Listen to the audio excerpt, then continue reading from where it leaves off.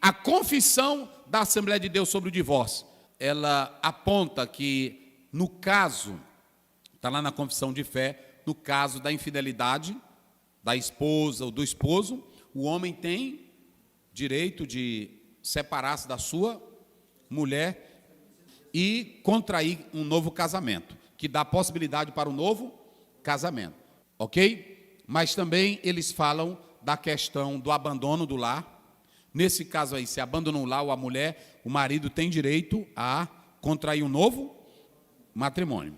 Mas aí vem um outro caso pesado. Pastores divorciados podem dirigir igrejas? A Convenção Geral, ela foi até bem flexível, porque ela deixou que cada convenção analise a situação conforme o seu estado e particularmente. Por exemplo, a Convenção do Piauí, um abraço ao pastor Bezaleel, meu amigo, lá eles não aceitam pastores divorciados, de maneira nenhuma. Ou seja, já não estão coadunando com a Convenção Geral, mas não tem conflito, porque a Convenção Geral deixou que cada convenção estadual decidisse essa situação. Então não há conflito entre a convenção maior, porque ela deu liberdade para as convenções regionais, ok? Vocês entenderam isso? Então pronto. Aqui a Convenção do Piauí não aceita pastores divorciados, ok? Nesse meu livro aqui,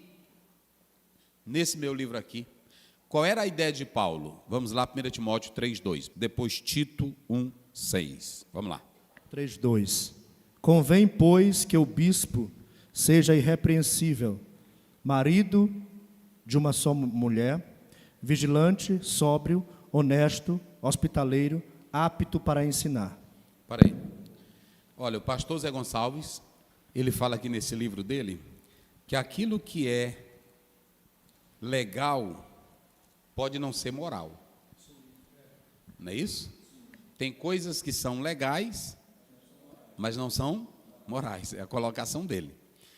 E tem coisas que, por exemplo, a própria Constituição, ela vai dizer, não, isso é legal.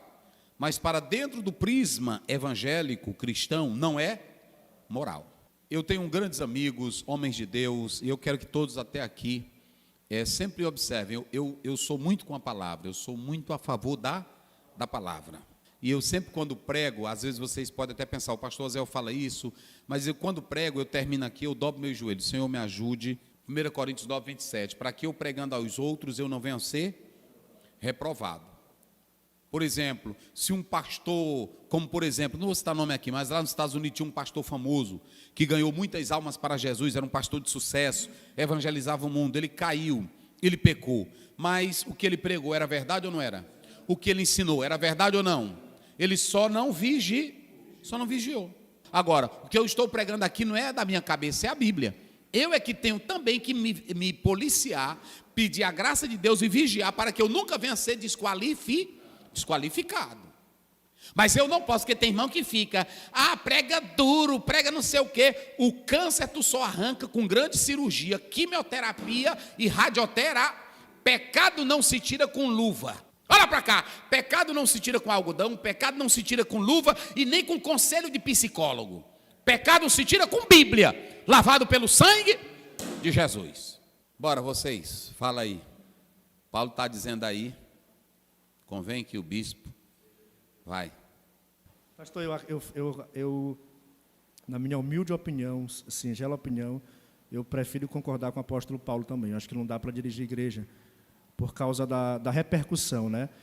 Aquilo que nós chamamos na justiça comum de gerar precedentes e gerar jurisprudência. Um pastor que divorcia e continuar para dirigir uma igreja, ele não tem mais moral para como é que eu posso dizer, para exortar e nem para repreender um membro que queira fazer uma vez, 2, 3, 4 vezes, uma vez que ele já foi pego. E o divórcio, ele também não fere somente a moral da igreja, mas também a moral do ministério, da liderança em si.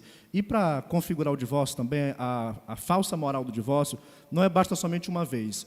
A mesma falta de moral que aquele comete o divórcio uma vez, casa de novo e vive uma vida normal, a outra pessoa que casa, separa 1, 2, 3, 4, 5 vezes, gerando uma jurisprudência, gerando uma concessão, ele tem a mesma facilidade que esse também tem. Então, por isso que eu acredito que seja melhor não permitir, por causa da moral da igreja, da preservação da moral da igreja. O que mais? Eu também concordo com o apóstolo Paulo e com o pastor Luiz, porque ele deixa de ser um exemplo, mesmo ele sendo vítima. A mulher que causou todo o problema, mas a imagem da igreja perante a comunidade, se fosse uma igreja que só crente, ela não fosse vista pela comunidade, até poderia ser mais fácil, mas é um problema muito sério, eu também não concordo. E para dizer aqui aos irmãos, observem bem, naquela época, nós sabemos de história de pastores que foram traídos, mas que eles resolveram não se casar mais, e manteve a moral intacta, a autoridade, e continuou pregando o evangelho e dirigindo a igreja até o fim da sua vida, né?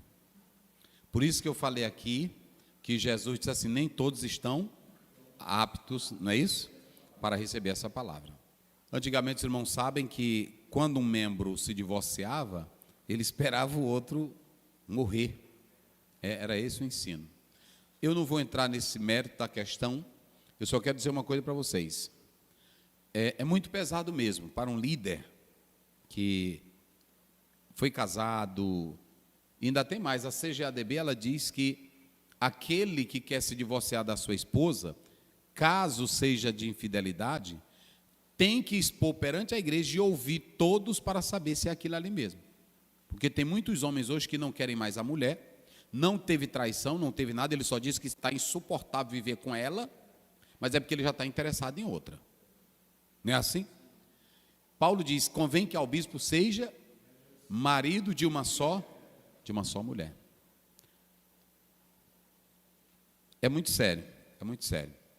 Se o líder ficar sem casar, a igreja vai ver que o problema não era ele e que ele tinha estrutura bastante suficiente, não é?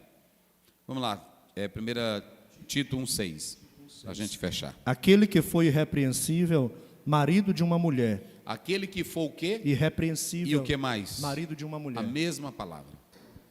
A mesma palavra. Mas,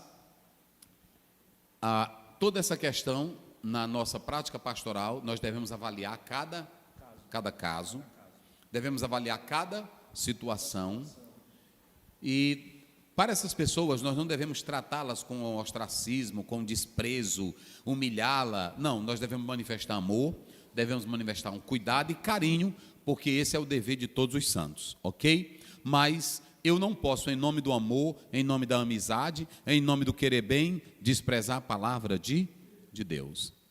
Na minha humilde opinião, Jesus não deixou concessão para isso.